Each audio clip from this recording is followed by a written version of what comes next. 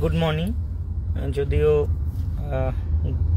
কোনো গুডের ব্যাপার নেই, তো ব্যাপারটা হচ্ছে যে গতকাল রিভিউয়ের ভার্ডিক্ট আসার পরে সম্পূর্ণভাবেই আমরা হতাশ, এবং সেই জায়গায় দাঁড়িয়ে অনেক রকমের ভার্ডিক্টের যে লাইনগুলো আমরা পড়েছি সেখান থেকে অনেক ধরনের কথাবার্তা উঠে আসছে, অনেক কিছু ভাবনা মনের মধ্যে আসছে, এবং স্বভাবতই এখন যে সিচুয়েশন সেই সিচুয়েশনে দাঁড়িয়ে মানে আলটিমেটলি যেন পরীক্ষাটা একটা সামনে মানে শিরে সংক্রান্তি, এবং সেই জায়গায় দাঁড়িয়ে যে মানে ভার্ডিক্টে যে জিনিসগুলো বলা হয়েছে সেইগুলোকে ভিত্তি করে যদি কিছু করা যায় সেটা এখন ভাবার বিষয়। প্রথমত হাতে মাত্র আর সম্ভবত 16 থেকে 17 দিন বাকি, তো তবুও দেখতে পাচ্ছেন আমি বেরিয়েছি আজকে, তবে এটাই হয়তো আমার শেষ বেরোনো হতে পারে মেবি, কারণ হাতে 15-16 দিন থাকা মানে যদি পরীক্ষা দিয়েই পেতে হয়, যেটা খুবই অস্বাভাবিক, কিন্তু তার জন্য একটা কনফিডেন্সও তো লাগে মানুষের মনে, পড়াশোনা করে যে পরীক্ষায় কি হবে সে তো পরের বিষয়, সাকসেসফুল হবে না আনসাকসেসফুল হবে, কিন্তু একটা কনফিডেন্স লেভেল ক্রিয়েট করা এটার জন্য একটা প্রিপারেশন দরকার হয়। তো এখনো অবধি আমার সেই কনফিডেন্স নেই। আমি পার্সোনালি আমাকে তাহলে আজকেই শেষ বেরোনো এই কারণেই বললাম, কারণ আগামী দিন থেকে টানা ফোন সুইচ অফ করে সব কিছু বন্ধ করে ঘরের মধ্যে বন্দি হয়ে তবে আমাকে প্রিপারেশন নিতে হবে, এই ছাড়া আর কোনো উপায় নেই। যদি মানে সেটাই শিরে সংক্রান্তিতেই আমাদের মাথায় রাখতে হয় আর সাকসেসফুল হতে হয়, তাছাড়া যে জিনিসগুলো আছে সেগুলোর জন্য তো আর মানে রাস্তায় বেরোনোর প্রয়োজন পড়ে না। প্রথমত আজকে যে বিষয়ে যাচ্ছি প্রথমে ওটা বলে রাখি, কেন আজকেও আমি বাড়িতে রীতিমতো বাবার সঙ্গে ঝামেলা করেই বেরোলাম। বাবা যেতেই দিচ্ছিল না, অনেক কিছু শোনালো যে পড়তে বস, যেটা হয় আর সময় নেই একদমই, তুই ফেল করে যাবি, তো ঝামেলা করে বেরোলাম। এবং আলটিমেটলি যে কারণে বেরোলাম আজকের দিনটা, প্রথমত শিশির কুমার অধিকারী যে 32 বা যেটা ওই 142 সেটার বিষয়ে যেটা বলেছেন সেই বিষয়টা মানে জানার জন্য, বা যে লয়ারদের নামগুলো নিয়েছেন জয়ন্ত মিত্র বা আদার্স, হ্যাঁ সেই বিষয়টার জন্য যাচ্ছি হাইকোর্টে। সেখানে যে কোনো একজন লয়ার, এই জয়ন্ত মিত্র হোক বা যাদের নাম নিয়েছেন বা অন্য কেউ হলে অন্য কেউ, তার সাথেই 142 বা 32 শিশিরবাবু যেটা বলেছেন সেটা নিয়েই কথা বলতে যাচ্ছি, যে কীভাবে কি করা যায় সেটা নিয়ে কথা বলে আসি। তারপরে ভাবছি একটু নবান্নমুখী হব, চিফ সেক্রেটারি বা আদার্স কোনো কারোর সঙ্গে কথা বলে যেই জাজমেন্টের ভিত্তিতে, সেটার ভিত্তিতে আনটেন্টেডদের কথা বারবার বলা হচ্ছে, তাহলে তাদের জন্য যদি কিছু করা সম্ভব হয় সেটার বিষয়ে একটু কথা বলবো। কারণ পারলে বা এসএসসি হোক বা গভর্নমেন্ট হোক, তারা চাইলে করতে পারে এটা মনে হয়, আর সেটা সুপ্রিম কোর্ট কখনো হস্তক্ষেপ করবে বলে মনে হচ্ছে না। তো সেই জায়গায় দাঁড়িয়ে নবান্নেও যাব, এবং সেখান থেকে যদি কারোর সাথে দেখা হলো তো ভালো, যদি কেউ দেখা করলো তো ভালো, বলতে পারলাম তো ভালো, না হলে তারপরে স্কুল সার্ভিস কমিশনের চেয়ারম্যানের সঙ্গে দেখা করব যদি উনি সময় দেন, কারণ কোনো অ্যাপয়েন্টমেন্ট করা হয়নি আগে থেকে, সেই জন্য খুব টাফ, তবে চেষ্টা করব যদি উনি কথা বলেন।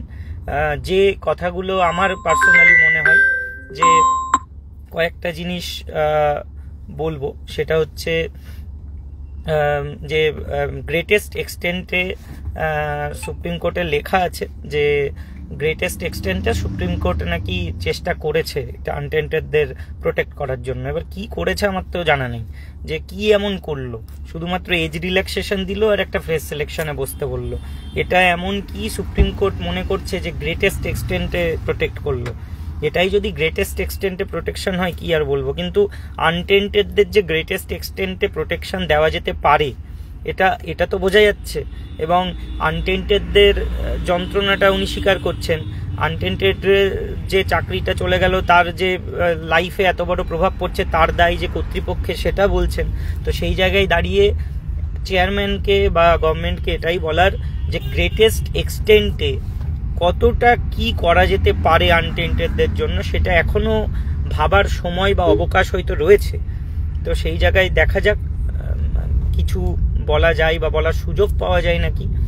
আর সর্বোপরি তারপরেও দুটো জিনিস আমাদের চাওয়া যেতে পারে এই মুহূর্তে, আমরা আনটেন্টেডরা চাই যে করুক, কিন্তু আদৌ এটা হবে নাকি জানি না। সেটা হচ্ছে যে 10 নম্বরটা তো দিয়েছে ইন সার্ভিস হওয়ার জন্য, সেটা শুধুমাত্র 2016 পাবে তা তো নয়, সেটা তো ইন সার্ভিস যারা বিগত দিনে রয়েছে তারাও পাবে।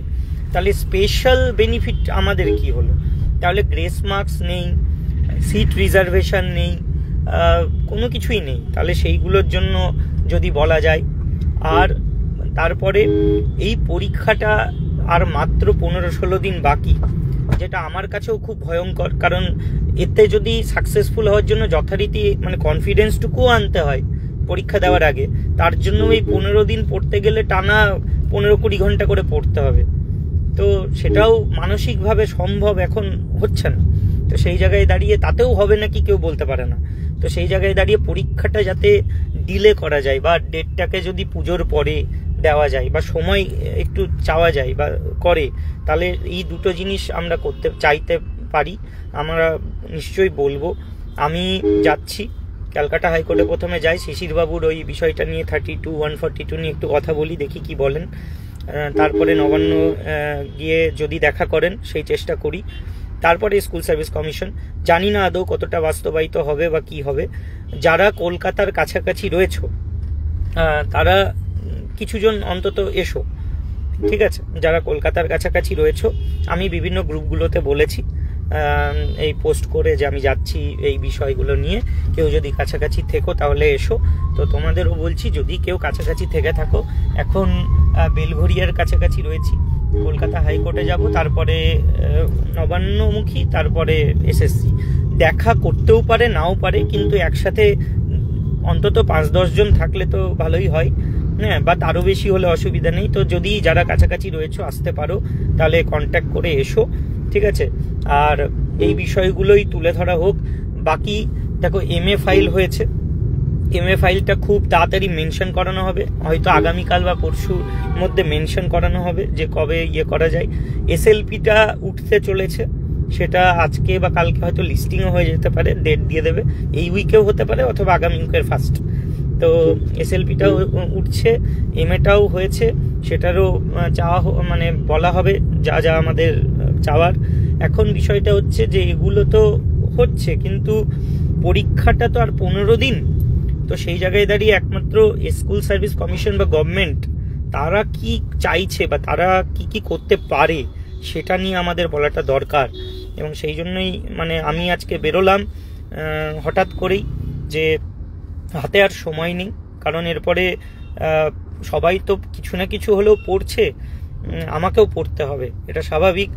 আর আগামীকাল থেকে আমি আর কিছুতে বেরোতেও পারবো না, যা করতে হবে ঘরে বসে, কারণ আর বেরোনোর সময় নেই আমারও। তাই আজকের দিনটা আমি নিলাম যে একটা দিন আরও নষ্ট হয় হোক, হ্যাঁ, কাজগুলো করি।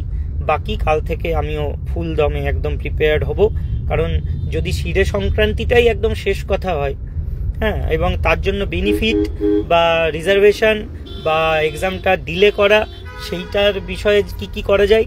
MA SLPটা আলাদাভাবে হচ্ছে, আর কিউরেটিভ তো হবেই। তো কিউরেটিভটা অনেক সময় সাপেক্ষ ব্যাপার, এই 15 দিনের মধ্যে তো আর কিউরেটিভ হয়ে যাবে না। তো সেটা হোক, MA SLPতে কি বলে দেখি, যদি কিছু ভালো দিয়ে দিল তাহলে তো হলো। আর গভর্নমেন্ট আর SSCকে আমাদের কথাগুলো বলি। ব্যাপারটা এটাই যে আমরা যেখানে কোর্ট বলে দিচ্ছে যে আনটেন্টেডদের কোনো দোষ নেই, নির্দোষ জীবনগুলো প্রভাবিত হলো শুধুমাত্র স্কুল সার্ভিস কমিশন বা অথরিটির ভুলের জন্য, সেখানে তাদেরই তো দায়িত্ব আমাদের জন্য কিছু বেনিফিট, যেটা গ্রেটেস্ট এক্সটেন্ট সেটা করার, বা রিজার্ভেশন বা পরীক্ষাটাকে বা নয় এবং পরীক্ষাটাকে ডিলে করা। এইগুলো দেখা যাক, কিছু আদৌ হবে নাকি ঠিক নেই, কিন্তু বলাটা উচিত এই মুহূর্তে দাঁড়িয়ে। তো এই কয়েকটা কাজ করার জন্যই কলকাতা যাচ্ছি। তোমরা যারা আশেপাশে আছো কলকাতার তারা এসো, অবশ্যই এসো, ঠিক আছে?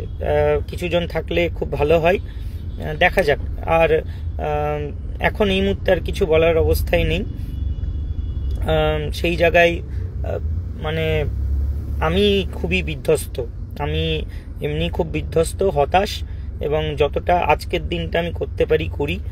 তারপরে যদি কোনো পরীক্ষাটা যদি পিছিয়ে যায় তাহলে খুব ভালো হয়। এটা একমাত্র প্রথম চাওয়া যে পরীক্ষাটা ডিলে করে দিই, আর পুজোর পরে করুক অন্তত, তারপরে বাকিগুলো আবার মানে ডিলে করলে অন্তত চাওয়া যাবে, করা যাবে, সময় পাওয়া যাবে। দেখা যাক এখন কি হয়, এটুকু বলার জন্যই লাইভে আসা। যারা কাছাকাছি এসো মানে আছো তারা এসো, ঠিক আছে? আমাকে কন্ট্যাক্ট করতে পারো ফোন করে বা হোয়াটসঅ্যাপ করলে পাবো না, ফোন করে বলো যে তুমি আসছো, তাহলে যোগাযোগ করে দেখা হবে, ঠিক আছে? ওকে।